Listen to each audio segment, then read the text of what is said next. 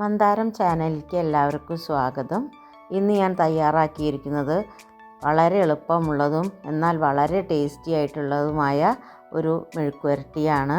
ഇപ്പോൾ നമുക്ക് സർവ്വസാധാരണയായിട്ട് നന്നായിട്ട് വില കുറച്ച് കിട്ടുന്ന ഒരു സീസണാണ് മുരിങ്ങയ്ക്ക. അത് വെച്ചിട്ടാണ് ഞാനിത് തയ്യാറാക്കിയിരിക്കുന്നത്. അത് ഇതുപോലെ നമുക്ക് കുറച്ച് നീളം കുറച്ചായിട്ട് അരിഞ്ഞെടുക്കണം. അത് അരിയേണ്ട രീതി എങ്ങനെയാണെന്ന് വെച്ചിട്ടുണ്ടെങ്കിൽ എല്ലാവർക്കും അറിയും. എന്നാലും ഞാൻ എളുപ്പത്തിൽ ഇത് തൊലി കളഞ്ഞെടുക്കാൻ വേണ്ടിയിട്ട് ഇങ്ങനെ കട്ട് ചെയ്താൽ മതി.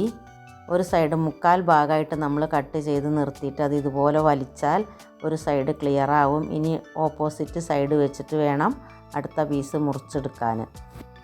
ഇതെല്ലാവർക്കും അറിയുന്നതാണ്, എന്നാലും അറിയാത്ത ഒരുപാട് ആൾക്കാരുണ്ട്. അവർ മൊത്തം ഈ മുരിങ്ങക്കായുടെ തോല് ഒന്നിച്ച് ചരണ്ടി കളഞ്ഞ ശേഷമാണ് മുറിച്ചെടുക്കുക. അതിൻ്റെ ആവശ്യമില്ല.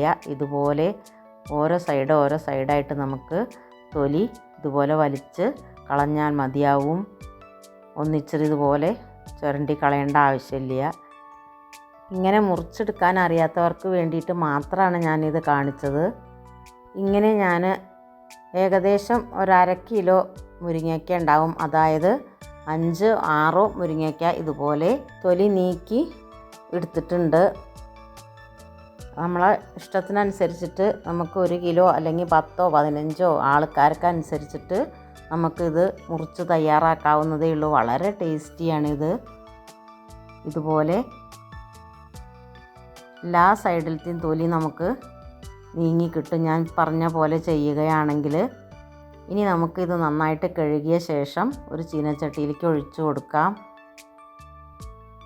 കുറച്ച് വെള്ളം ഒഴിച്ചാൽ മതിയാവും. ഒരു 1/4 ഗ്ലാസ് വെള്ളം ഒഴിച്ചാൽ മതി. പിന്നീട് പാകത്തിന് ഉപ്പ് ചേർത്ത് കൊടുക്കാം. അതിന് ശേഷം ഞാൻ ചേർത്ത് കൊടുക്കുന്നത് ഒരു 1/4 ടീസ്പൂൺ മഞ്ഞൾപ്പൊടിയാണ്. ഇനി ഒരു സ്പൂണ് വെച്ചിട്ട് ഇത് നന്നായിട്ട് മിക്സ് ചെയ്തെടുക്കണം.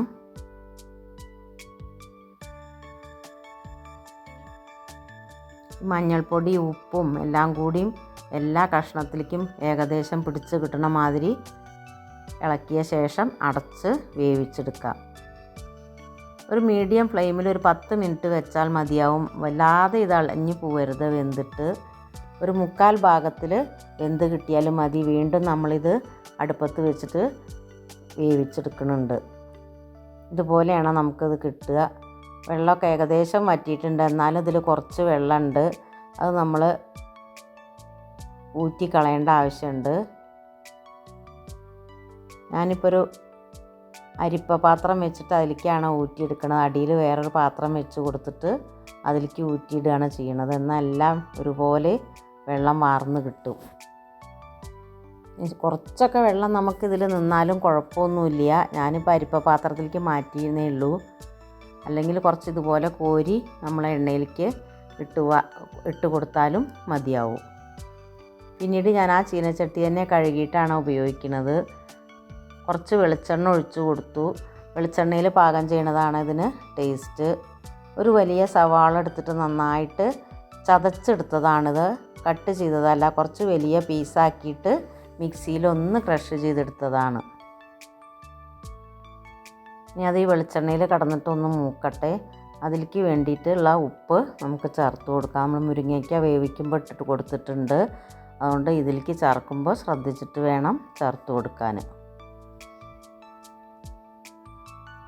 നന്നായിട്ടൊന്ന് ഇളക്കി യോജിപ്പിച്ച ശേഷം, അല്ലാതെ ബ്രൗൺ കളറൊന്നും ഈ സവാള ആയി കിട്ടണ്ട, ഒരു തണ്ട് കറിവേപ്പില ചേർത്ത് കൊടുത്തു. പിന്നീട് മുളക് പൊടിയാണ് ചേർക്കുന്നത്. എരിവുള്ള മുളക് പൊടിയാണ്, കാശ്മീരി മുളക് പൊടിയല്ല. നല്ലോണം ഒരു 1.5 ടീസ്പൂൺ മുളക് പൊടി ചേർത്ത് കൊടുക്കണം. അത്യാവശ്യം എരിവ് വേണം ഈ മെഴുക്ക് വരട്ടിക്ക്, എന്നാലാണ് ഇതിന് രുചി കൂടുന്നത്. ലോ ഫ്ലെയിമിൽ വെച്ചിട്ട് അതിൻ്റെ പച്ചമണം പോകുന്നവരെ ഒന്ന് ഇളക്കി കൊടുക്കുക. ഇത്രയും മതി. നമുക്ക് ഉള്ളി ജസ്റ്റ് ഒന്ന് വാടി കിട്ടിയാൽ മതിയാവും. ഉള്ളി വല്ലാതെ ബ്രൗൺ കളറൊന്നും ആവേണ്ട ആവശ്യമില്ല. ഈ മുളക് പൊടിയും കറിവേപ്പിലയും എല്ലാം കൂടി ഈ വെളിച്ചെണ്ണയിൽ നല്ലൊരു മണം വരും. അതിൻ്റെ ശേഷം നമ്മൾ തയ്യാറാക്കി വെച്ചിട്ടുള്ള മുരിങ്ങയ്ക്ക ചേർത്ത് എല്ലാ ഭാഗത്തും ഈ ഉള്ളി ആവുന്ന മാതിരി ഇളക്കി യോജിപ്പിച്ചെടുക്കാം.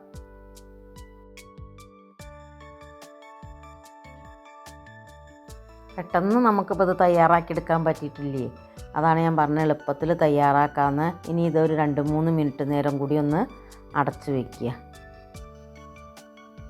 ലോ ഫ്ലെയിമിൽ വെച്ചാൽ മതി, കരിയാതെ നോക്കണം. കരിഞ്ഞാൽ അതിൻ്റെ ടേസ്റ്റ് മാറുമല്ലോ, അതുകൊണ്ട് കരിയാതെ ഇളക്കി കൊടുക്കാം.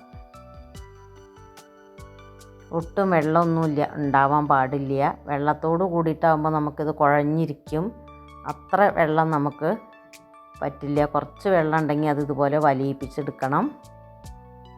ഇനി ഞാൻ ഒരു ലേശം വെളിച്ചെണ്ണ, പച്ച വെളിച്ചെണ്ണ ഒഴിച്ചു കൊടുത്ത് ഒന്നും കൂടി ഇളക്കി യോജിപ്പിക്കുന്നുണ്ട്. ഒരു തണ്ട് കറിവേപ്പിലയും കൂടി അവസാനം ചേർത്ത് കൊടുക്കാം. അത് ഇതുപോലെ ഒന്ന് മുറിച്ചിടുകയാണെങ്കിൽ ഒന്നും കൂടി അതിൻ്റെ മണവും രുചിയും കിട്ടും. ഇത്ര മതി. മെഴുക്ക് പുരട്ടി ഇവിടെ തയ്യാറായിട്ടുണ്ട്. ഒരു 2-3 മിനിറ്റ് നേരം ഈ വെളിച്ചെണ്ണയുടെയും കറിവേപ്പിലയുടെയും ടേസ്റ്റ് കിട്ടാൻ വേണ്ടിയിട്ട് ഇതൊന്ന് അടച്ച് വയ്ക്കാം.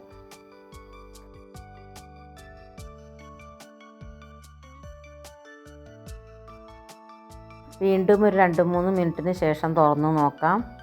നമ്മൾ സ്റ്റൗ ഓഫ് ചെയ്തിട്ടാണ് അടച്ച് വെക്കേണ്ടത്. നമ്മൾ സ്റ്റൗവിൽ നിന്ന് മാറ്റിയ ശേഷം അതൊന്നും കൂടി തുറന്ന് ഇളക്കി യോജിപ്പിച്ചെടുക്കാം. നല്ലൊരു മണം വരും നമുക്കിത് തുറക്കുമ്പോഴേക്കന്നെ, വെളിച്ചെണ്ണയുടെയും കറിവേപ്പിലയുടെയും ആ ഉള്ളിയുടെയും എല്ലാം കൂടി. ഇത് കണ്ടില്ലേ, ഇപ്പോൾ നന്നായിട്ട് വെന്ത് കിട്ടിയിട്ടുണ്ട്. 1/4 ഭാഗം വെന്തിട്ട് അത് ഊറ്റിയെടുത്താലും വീണ്ടും നമ്മൾ 2-3 മിനിറ്റ് നേരമൊക്കെ ഇത് ഗ്യാസിൽ വെക്കുന്നുണ്ട്. അതുകൊണ്ട് നന്നായിട്ട് വെന്ത് കിട്ടിയിട്ടുണ്ട്. ഇനി ഇതൊരു വിളമ്പണ പാത്രത്തിലേക്ക് മാറ്റി കൊടുക്കാം.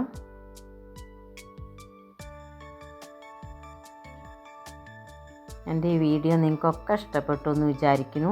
ഇഷ്ടപ്പെട്ടാൽ ഒന്ന് ലൈക്ക് ചെയ്യണം, ഷെയർ ചെയ്യണം. ഞാൻ എല്ലാ വീഡിയോയിലും പറയുന്ന പോലെ തന്നെ സബ്സ്ക്രൈബ് ചെയ്ത് എൻ്റെ വീഡിയോ എല്ലാവരും കാണണം. രുചിയേറിയ ഈ മെഴുക്ക് പുരട്ടി എല്ലാവരും ഒന്ന് തയ്യാറാക്കി നോക്കണം. ഇനി ഞാൻ മറ്റൊരു വീഡിയോ ആയിട്ട് വരാം.